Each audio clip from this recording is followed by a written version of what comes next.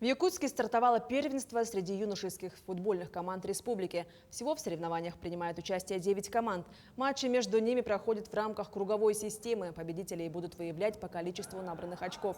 Оценка игры проходит в двух возрастных категориях – 2008-2009, а также 2010-2011 годы рождения.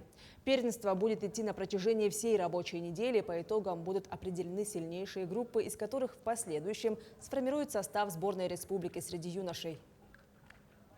Именно для детско-юношеского футбола в республике сделано немало.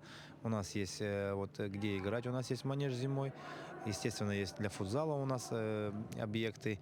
И у нас есть самое главное – это дети и тренеры. Плюс у нас есть, конечно, юноши старшие, которые уже играют на определенном уровне, которые играют в юношеской футбольной лиге. Это соревнования Дальнего Востока, самый,